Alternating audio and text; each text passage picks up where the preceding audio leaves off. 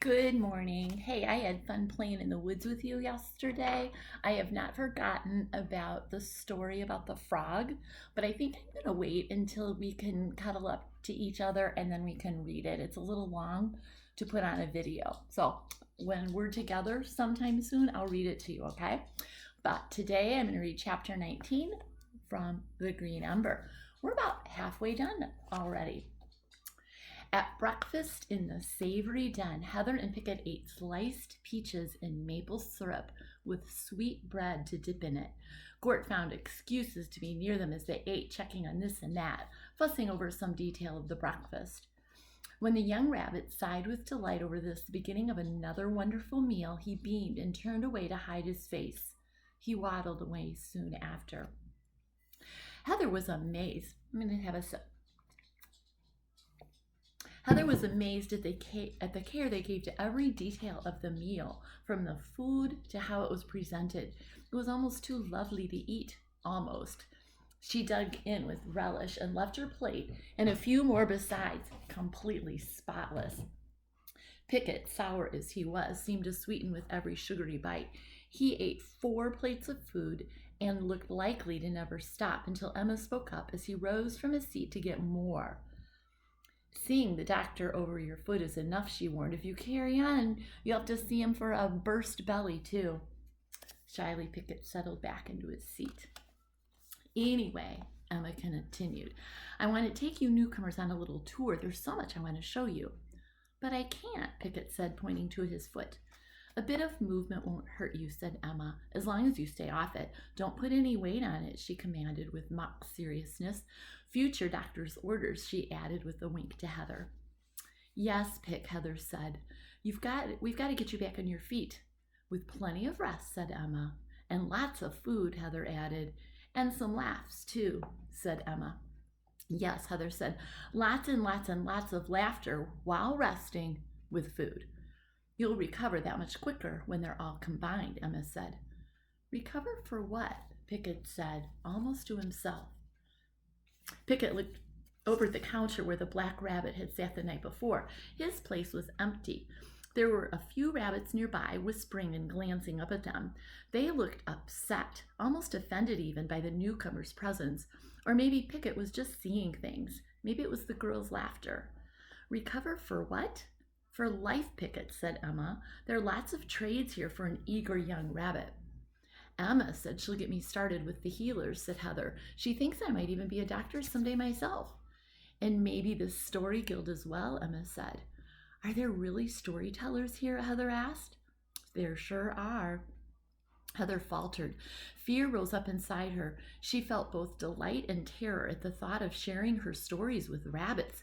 That's their job, Heather said. Storytelling? Of course, said Emma. Now, they do other work like everybody else. Gardening, cleaning, teaching, whatever's needed. But all the crafts are honored here. We are heralds of the mended wood. You keep saying that. Everyone keeps saying it. What does that mean, heralds of the mended wood? Well, let me show you, said Emma. And she smiled and dragged Heather to her feet. I'm going to pause while Wrigley's barking. I'll show you what it means, Emma said, smiling and dragging Heather to her feet. Come on, shuffler, she said, urging Pickett to follow. Heather waited for Pickett to get his crutches in place, and the 3 crossed to the little door in the back of the savory den. They walked past Gort, who waddled around, fussing over the early lunch preparations. Too much salt, he cried after dipping his finger in a pot and tasting it. It's the savory den, not the salty salt station of Saltland. I've warned you over the dangers of too much salt, Welton. Oh, how I've warned you. Sorry, Master Gort, Welton screeched. Ducking to escape a ladle, Gort whipped at his head. What do I always tell you? Not enough salt is an insult, and too much salt is an assault. Yes, Master Gort, the entire kitchen said together, some hiding giggles behind raised towels and bowls. Heather tried not to laugh herself, but was unsuccessful. She turned to Pickett while they walked. What job would you like to train for? Being a soldier, he said quickly. Oh, you'll want one of the citadels for that, said Emma. There's only the forest guard here, and they are the elite of the elite. Everyone starts being a soldier in the citadels, and whether you'd like to or not, almost every healthy buck serves for a time. But I'll have a word with Lord Rake and see if he can speed it up if you'd like. It's a noble career. Pickett nodded. Heather didn't like Pickett's answer. She wanted him out of danger, happy and his old self again, but it appeared that the events of the past few days had hardened his resolve. Why do you want to be a soldier, Pick? He didn't answer, so Emma broke the silence. I know you are waiting under the law of the initiates, but I will tell you that I believe there will be a great need for soldiers very soon. What do you mean? Asked Heather. Pickett's eager expression troubled her. Is this place going to be attacked? Could be, Heather. I hear that the wolf patrols get closer every day. I'm sorry, dear, this world is not very safe. And yet we wait to be told everything important, said Pickett. That's the reason you have to wait, said Emma. But I'm sorry for it. Please don't get too upset. I want to show you more of our community. They came to a wall, and Emma tapped 4 times, soft and quick, then twice hard. After a moment, the wall gave way, revealing a passage and a wary guard. Heather must have been too tired to notice the code the night before. Passing through the door, they did not, as Heather expected, turn to the right. That way, she had learned, led down the long hall, which then turned again into the hallway of rooms where they had stayed last night.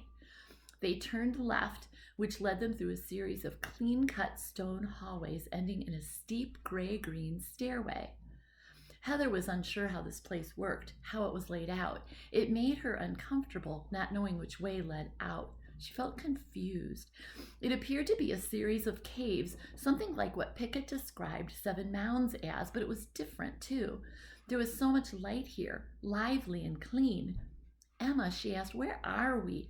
Is it like a cavern inn with a restaurant and rooms? It is that, but that it's really only a sort of a secret entrance to all of Cloud Mountain, she said, motioning above them. Cloud Mountain? Pickett asked. Yes. This mountain is always covered in a heavy mist. At least there's almost always a great belt of cloud near the top. You came into Savory Den, which is a restaurant meant to appear ordinary. There's been a salt lick there for centuries, they say, so it makes sense. But it also serves as a cover for what happens beyond and up the mountain. That's the real life of this place.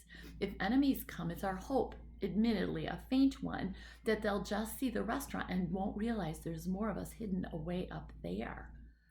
The exiles from the Great Wood? Pickett asked. Yes, many of us ended up here. Clever, said Heather. It is, agreed. We have only the forest guard for protection. There are ever so many orphans here, like me. And us, Heather said, patting her arm. Anyway, Emma went on, above the cloud belt there's plenty of sunlight, and though mountainside gardening is hard, especially with all this rock, we've found a way to survive. They couldn't have made this place after the exile, said Heather, running her hand along the smooth-cut walls of stone. No, they just restored it a bit, said Emma. It was here all along. Like 7 Mounds, Pickett said. There's a place kind of like this back in Nick Hollow, Heather explained. No one knows where it came from, but it's massive and full of carved stone rooms. It's a great mystery here as well, said Emma. Rumor has it that 2 of the hidden citadels are like this, though I'm told the one nearest here, Half-Wind Citadel, is just an old-fashioned warren. Remember, a warren is what you call a place where rabbits live? How far is it? Pickett asked. Most of a day's journey, said Emma, but you don't need to worry about that yet, Shuffler. You need to worry about this. She pointed up the seemingly endless stairs which led up and up a dark stairway to end in a curious light glowing around the topmost stairs. It was so bright at the top, it looked like the sun itself might be sitting on the top step. That's all for today. Love you, buddies.